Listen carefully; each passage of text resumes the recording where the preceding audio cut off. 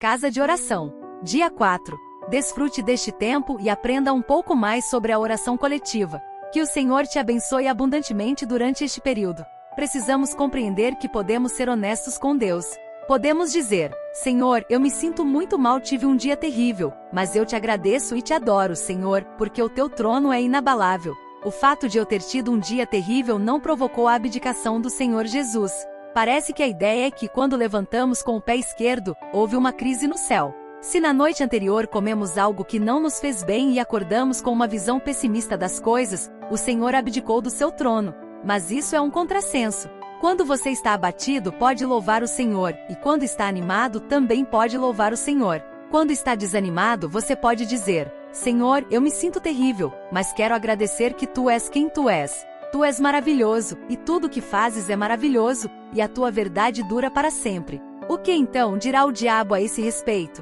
Essa pessoa está dizendo a verdade agora. O que vou fazer? Não tenho como impedir esse crente de adorar a Deus. Então ele diz a todos os seus súditos: deixem essa pessoa em paz por um pouco. Ele tira mais proveito das situações difíceis do que das situações favoráveis. Alguns de nós estamos ajudando o inimigo a nos manter em permanentes tempos difíceis porque ainda não aprendemos essa lição. Bendize, ó minha alma, ao Senhor, e tudo que há em mim bendiga ao seu santo nome. Salmos capítulo 103, versículo 1. E novamente, bendirei o Senhor em todo o tempo. O seu louvor estará sempre nos meus lábios. Salmos capítulo 34, versículo 1. Podemos bendizer o Senhor quer estejamos animados, quer estejamos desanimados. Louvar ao Senhor por sua grandeza, sua majestade, sua beleza, seu poder, sua vitória total sobre as forças das trevas. Esse é o tipo de louvor que se pode ter sempre nos lábios. Assim como a súplica é fundamental a toda oração, também são essenciais as ações de graças. E a adoração de nosso coração por quem Ele é, por aquilo que Ele fez, pela salvação que Ele operou e pela forma como Ele nos conduziu a essa salvação. Como seres humanos, fomos criados para adorar, e só alcançamos uma plenitude interior quando aprendemos a adorar. A adoração não está ligada a respostas de oração, mas ao próprio ser de Deus. Quando adoramos o Senhor, fazemos aquilo para que fomos criados. Mais do que isso, provamos o cumprimento da promessa. Nos seus lábios estejam os altos louvores de Deus, nas suas mãos, espada de dois gumes. Salmos capítulo 149, versículo 6. Felizes são os que têm essa experiência. Capítulo 2. Um princípio fundamental na oração corporativa. Mateus capítulo 18, versículo 20. Em verdade também vos digo que se dois dentre vós, sobre a terra, concordarem a respeito de qualquer coisa que porventura pedirem, ser-lhes-á concedida por meu Pai, que está nos céus. Porque onde estiverem 2 ou 3 reunidos em meu nome, ali estou no meio deles. Mateus capítulo 6, versículos 5 a 15. E quando orardes, não sereis como os hipócritas, porque gostam de orar em pé nas sinagogas e nos cantos das praças, para serem vistos dos homens. Em verdade vos digo que eles já receberam a recompensa. Tu, porém, quando orares, entra no teu quarto e, fechada a porta, orarás a teu Pai, que está em secreto, e teu Pai, que vê em secreto, te recompensará. E orando, não useis de vãs repetições como os gentios, porque presumem que pelo seu muito falar serão ouvidos. Não vos assemelheis, pois, a eles, porque Deus, o vosso Pai, sabe o de que tendes necessidade, antes que lhe o peçais. Portanto, vós orareis assim: Pai nosso, que estás nos céus, santificado seja o teu nome, venha o teu reino, faça-se a tua vontade, assim na terra como no céu. O pão nosso de cada dia dá-nos hoje, e perdoa-nos as nossas dívidas, assim como nós temos perdoado aos nossos devedores, e não nos deixes cair em tentação, mas livra-nos do mal, porque teu é o reino, o poder e a glória para sempre. Amém. Porque se perdoardes aos homens as suas ofensas, também vosso Pai Celeste vos perdoará. Se, porém, não perdoardes aos homens as suas ofensas, tampouco vosso Pai vos perdoará as vossas ofensas. Neste capítulo, consideraremos um dos princípios mais importantes da oração corporativa. Não reconhecer essa verdade faz com que muita oração corporativa seja ineficaz. E o princípio da unidade, do companheirismo, da cooperação mútua. Prezado leitor, estas palavras, em uma primeira leitura, talvez não pareçam ter muito a ver com a oração corporativa, mas na verdade elas se referem à essência do assunto. O Espírito de Deus unifica os crentes em oração. O Senhor Jesus disse: Em verdade também vos digo que se 2 dentre vós, sobre a terra, concordarem a respeito de qualquer coisa que porventura pedirem, ser-lhes-á concedida por meu Pai, que está nos céus. Mateus capítulo 18, versículo 19. Concordar no grego é sinfonel, de onde temos a palavra portuguesa sinfonia. Literalmente significa soar ao mesmo tempo, cantar ao mesmo tempo, falar ao mesmo tempo, concordar ao mesmo tempo. A maneira mais simples de entender o conceito é dizer que estamos em harmonia um com o outro. Encontramos essa palavra na história do filho pródigo, quando ele voltou para casa e seu irmão mais velho ouviu a música. Ele ouviu uma sinfonel. Ele ouviu a combinação harmoniosa do som de instrumentos musicais tocando juntos. Também é a palavra que aparece em 2 Coríntios capítulo 6, versículo 16. Que ligação, ou harmonia, há entre o santuário de Deus e os ídolos? Esse versículo de Mateus capítulo 18, versículo 19 muitas vezes se entende como concordar em concordar. Não é que somos unificados pelo Espírito Santo, mas concordamos em concordar. O entendimento é que se alguns crentes decidem concordar quanto a um assunto, podemos dirigir o braço de Deus e fazer com que ele faça aquilo que ele não está disposto a fazer. Ele na verdade não quer fazer o que estamos pedindo, mas se você e eu concordamos, ele precisa adaptar-se ao nosso projeto. Essa pode ser uma maneira rude de expor o assunto, mas é exatamente essa ideia corrente a respeito desse versículo.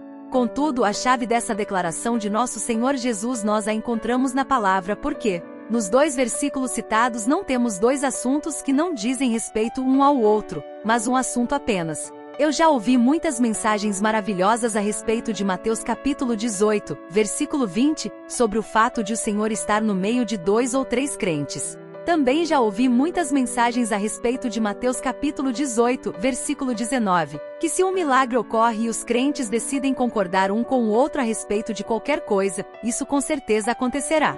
Já ouvi até mesmo alguns pregadores dizerem do púlpito: será que temos aqui alguém que concorda comigo? Alguém levanta a mão e grita: aleluia, agora Deus precisa fazer o que pedimos. Na verdade, a segunda parte dessa frase, sozinha, corresponde às exigências da primeira. Toda a primeira sentença precisa ser entendida à luz da segunda. O que significa isso? Simplesmente que onde 2 ou 3 estão reunidos em nome de nosso Senhor Jesus, ali Ele está, e porque está no meio deles, Ele dá expressão à sua mente e vontade e unifica os crentes. Quando eles são unificados pelo Espírito Santo, isso é a evidência de que será revelada a mente do Senhor Jesus, o cabeça, e a vontade dele será feita. Reunidos em nome de Jesus. O que significa estar reunido em nome de nosso Senhor Jesus? Será que o nome dele é apenas uma espécie de talismã com que terminamos nossas orações? É claro, não é errado terminar nossa oração em nome de Jesus, mas qual é o sentido disso? Estamos usando isso como uma espécie de fórmula mágica para conseguir que as coisas sejam feitas? O significado glorioso de estar reunido em nome do Senhor Jesus é que fomos feitos um com Deus em nosso Senhor Jesus. Estamos unidos ao Messias. Ele é o cabeça e nós somos o corpo. O Pai nos colocou em seu Filho por meio do Espírito Santo. Essa é a nossa posição. O apóstolo João disse: permanecemos nele e ele em nós. Não precisamos lutar para alcançar essa posição. Por meio do novo nascimento já estamos ali e apenas temos de permanecer onde Deus nos colocou. Quando nos reunimos em seu nome, é no nome do cabeça. Como membros do corpo, estamos falando em nome de nosso cabeça. Quando essa verdade se torna clara para nós, descobrimos algo muito maravilhoso. A presença de Cristo está no meio de nós, e o Espírito de Deus está governando, dirigindo, despertando e capacitando. Por essa razão, o tempo de oração se torna uma expressão do corpo de Cristo, uma expressão da nossa unidade com Cristo e nossa unidade em Cristo. Muitas vezes, quando os crentes se reúnem, as orações que se oferecem são totalmente individualistas. Não há concordância pelo Espírito de Deus. Alguém que esteja ouvindo pode chegar a pensar que a pessoa que está orando não ouviu ninguém que orou antes e não vai ouvir ninguém que vai orar depois. É algo totalmente desvinculado, um tipo de oração individualista. Não há nada de errado nesse tipo de oração quando estamos sozinhos, mas quando estamos reunidos, isso se torna uma negação, uma contradição do próprio princípio da oração corporativa, de acordo com o conteúdo destas palavras. Porque onde estiverem 2 ou 3 reunidos em meu nome, ali estou no meio deles. Mateus capítulo 18, versículo 20. Ele está ali, e pelo fato de estar ali, dá expressão à sua mente e vontade, e isso resulta em sermos unificados e termos a mesma opinião. Quando nos reunimos em nome de nosso Senhor Jesus, quando assumimos nossa posição nele como seu corpo, à medida que esperamos nele e o consultamos, surge entre nós, por meio do Espírito de Deus, a mente do Senhor. Isso não requer uma longa espera ou longo período de oração. Às vezes ela vem no momento em que estamos orando porque algo se acende em nosso coração, e sabemos que isso vem do Senhor. Sempre que se forma um encargo assim em nosso coração, é terrível quando alguém faz uma oração longa demais. A genuína oração corporativa ocorre quando o Espírito Santo se move de um para o outro. Se alguém ora por muito tempo, essa iluminação no coração da outra pessoa pode se perder, sob o governo do Espírito Santo. Por que é tão necessária essa concordância?